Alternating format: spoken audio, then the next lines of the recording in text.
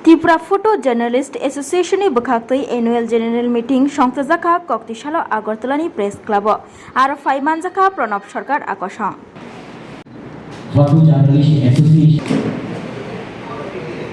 প্রশস্ত করবে।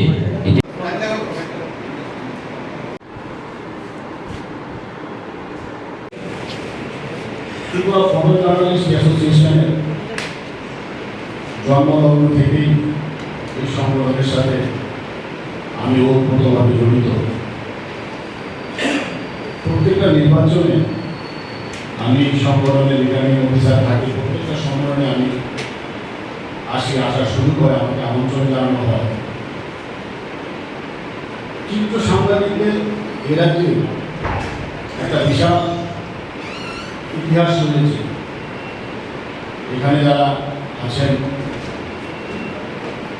বিকাশ করে বিকাশ ধর, তারা বলতে পারবেন, সুমন বলতে পারবেন অনেকটা। আমাদের রাজ্যে একজন বিশ্বখ্যাত চিত্র সাংবাদিক ছিলেন পুষ্পেন্দু। ওনার রহস্যজনক যে অন্তর্ধান, এটা আজকেও উন্মোচিত হয়নি। আমাদের অত্যন্ত প্রিয় চিত্র সাংবাদিক ছিলেন বুদ্ধগুপ্ত, প্রয়াত হয়েছেন। এটাই রাজ্যের পক্ষে চিত্র সাংবাদিকদের পক্ষে বিশাল ক্ষতি। চিত্র সাংবাদিকদের সংখ্যা একসময় খুবই কম ছিল, যেটা বিকাশবাবু বলেছেন যে কমিটি গঠন করাই কষ্ট হতো। আজকে চিত্র সাংবাদিকদের সংখ্যা অনেক বেড়ে গেছে। আপনাদের যে লড়াই, আপনাদের যে পরিশ্রম, রোদ বৃষ্টি শীত, আপনাদের ফিল্ডে যেতেই হয়। যারা সাংবাদিকরা আছেন তারা হয়তো ফিল্ডে না গিয়েও নিউজ করতে পারে। আমাদের ফিল্ড করতে গিয়ে আততায়ীদের হাতে খুন হয়েছেন শান্তনু, চিত্র সাংবাদিক। আজকেও ওর আসামি অ্যারেস্ট করা তো দূরের কথা, সিবিআইকে দেওয়ার পরেও মামলার কোনো তদন্তের অগ্রগতি হয়নি। একইভাবে সুদীপ দত্তভূমি, তার মামলায় কয়েকজন অ্যারেস্ট হলেও তারাও আজকে জামিন পেয়ে গেছে। দুর্ভাগ্য আমাদের যে লড়াই, অতীতের যে লড়াইয়ের প্রথম সারিতে যারা থাকে চিত্র সাংবাদিকরা, তাদের লড়াইকে কোনোভাবেই ভুললে চলবে না। তাদের লড়াইকে ছোট করলে চলবে না। তাদের লড়াইকে কুলরিট জানাতে হবে। কারণ এক সময় চিত্র সাংবাদিকদের সুযোগ কম ছিল এ রাজ্যে। বৈদ্যুতিক চ্যানেল আসার পর, মিডিয়ার সংখ্যা বাড়ার পর চিত্র সাংবাদিকদের সংখ্যা অনেক বেড়ে গেছে। এখন চিত্র সাংবাদিকরাই আমাদের মূল চালিকা শক্তি।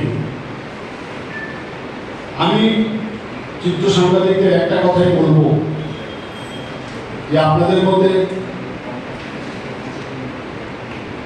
ইউনিটি বজায় রাখবেন, সততা বজায় রাখবেন। আমরা দেখেছি করোনা কালেও একজন চিত্র সাংবাদিক আমাদের জনজাতি ভাই মারা গেছে। আমরা ওর শোক সভা করতে পারিনি, কারণ তখন সরকারি আদেশে ক্লাব বন্ধ ছিল দীর্ঘ সময়, প্রায় 1 বছর কালীন সময়। তারপরে যখন ক্লাব করলো, বললো যে 25 জনের বেশি করা যাবে না, 10 জনের বেশি করা যাবে না, গাইডলাইন মেনে আমরা করোনাকালের সময় যাদের মৃত্যু হয়েছে তাদের শোকসভা করতে পারিনি। আমরা এটা আমাদের সম্পাদকীয় প্রতিবেদনে প্রস্তাবে উল্লেখ করেছিলাম। আমি চিত্র সাংবাদিকদের সাথে প্রথম দিন থেকে যেভাবে আছি, আমি শেষ দিন পর্যন্ত তাদের সাথে একইভাবে থাকবো। ওদের জন্য অনেক ধর্ণা দিয়েছি, হেডকোয়ার্টার সামনে বসেছি। যখন ওনারা আক্রান্ত হয়েছে আমি বারবার ছুটে গেছি। শুধু এখানে না, সারা রাজ্যে যেখানে আক্রান্ত হয় এখানে আমি ছুটে যাই। আমাকে ওনারা ফোন করে, আমি ছুটে যাই, কারণ আক্রান্তের সংখ্যা চিত্র সাংবাদিকটাই বেশি, ওনারা ফিরতে থাকে। সমরেশ ক্লাব থেকে যাচ্ছিলেন, অ্যাক্সিডেন্টে মারা গেছে। তখন আমি এখানে বিস্তারিত বলতে চাই না। আমি একটা পদক্ষেপ চিত্র সাংবাদিকের আবেগের দিকে, তাদের মুখের কথা ভাষা বুঝে আমি একটা সিদ্ধান্ত নিয়েছিলাম। অনেকে তখন আমাকে এরকম সমালোচনা করেছেন, আমি এগুলোকে গুরুত্ব দিই না। কারণ আমি মনে করি আমার চিত্র সাংবাদিক ভাইরাই আমার শেষ কথা। ওনাদের মুখের ভাষা বুঝতে হবে, মনের ভাষা বুঝতে হবে, ওনাদের দুঃখ বেদনা বুঝতে হবে, ওনাদের সমস্যাটা বুঝতে হবে, ওনাদের পরিবারের দুঃখ বেদনা বুঝতে হবে। এবং এমন চিত্র সাংবাদিক আছেন যারা প্রয়াত হয়েছে, তাদের পরিবারের সাথে আজকেও আমার যোগাযোগ আছে।